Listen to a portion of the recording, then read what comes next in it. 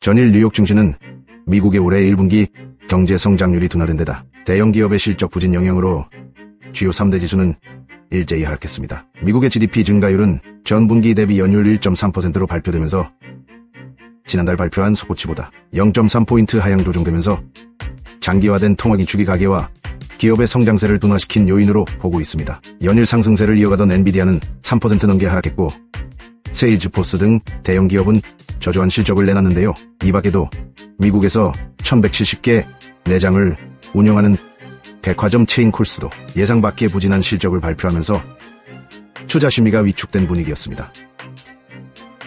어제 포스팅하고 21시 30분 이후 추세선을 만들어 나스닥 진입을 한 후 캡처를 해놨었습니다. 손절이 된다면 무엇이 잘못되었는지를 파악하기 위해 제 나름대로 증거를 남겨놓는 방식입니다. 항상 해왔던 대로 추세선을 활용, 역추세 진입 조건이 안 되어 매도 위주 대응을 할 건데 손절이 된다면 무엇이 문제였는지 파악하기 위함이었고, 이 생각을 강했다는 것은 결국 매도로 손절될 확률을 크게 생각하고 있었다는 겁니다. 상승에 대한 예측을 저도 모르게 예측이 아닌 것처럼 포장했던 것이죠. 해외 선물 나스닥 지수 전일 완성된 시간봉 차트입니다. 유럽장 21시까지 완성된 캔들을 기준으로 손절 필터링을 적용한 진입 포인트입니다. 추세선과 20포인트 이상 차이가 났던 걸로 기억을 하는데요. 3분봉 기준으로는 TV 진입이었기 때문에 손절 시 재진입의 기회가 나온다 해도 1회의 손절로 거래를 아예 종료할 생각을 했었습니다. 전일 포스팅했던 대로 변곡점 영역까지 더 남았다면서도 상승 쪽에 예측을 해놓고는 매도 진입을 한 걸 보면 그래도 습관의 영향력인 것인지 원칙과 원래 하던 대로의 힘은 조금이나마 남아있었나 봅니다. 해외 선물 나스닥 지수 3분봉 차트입니다. 어제 터틀 플래티넘 과정으로 업그레이드 교육 신청을 하신 회원분께 22시 조금 넘어 차트 설치를 해드리면서 내공 파동에 대해 원격 대화를 나눴고, 내공이면 여기가 TV 지점이라고 회원분도 같은 생각이라며 서로 이야기를 나누었더랬습니다. 흰선은 손절 필터링을 기준한 가격이고 그 사이 매수 진입 신호도 있었으므로 매수, 매도 계절을 모두 사용하신다면 원칙대로 진입을 해야 했겠지요. 해외 선물 크루드 오일 시간봉 차트입니다. 전일 포스팅하면서 3회수 진입 근거가 나올 수도 있겠다고 했었는데 나올까 말까 애매한 시점이 아마 있었을 거예요. 애매할 땐 관망하면 되니까 원칙대로 필 매도 진입을 먼저 하게 되었을 겁니다. 어제 원유재고 발표가 있었는데요. 미국의 원유재고는 416만 배럴 감소했는데 미국의 여름 드라이빙 시즌이 시작됐음에도 불구하고 휘발유 재고가 늘었다는 게 어제 국제유가의 급락 원인으로 뽑혔습니다. 경제지표 분석 초보자가 놓칠 수 있는 사례가 어제 나왔습니다. 이틀 전까지만 해도 국제유가의 급등은 6월 2일 예정된 OPEC에 의해서 감산 현장 기대감이 원인이었음을 모든 언론사가 기사를 쏟아냈었지 말입니다.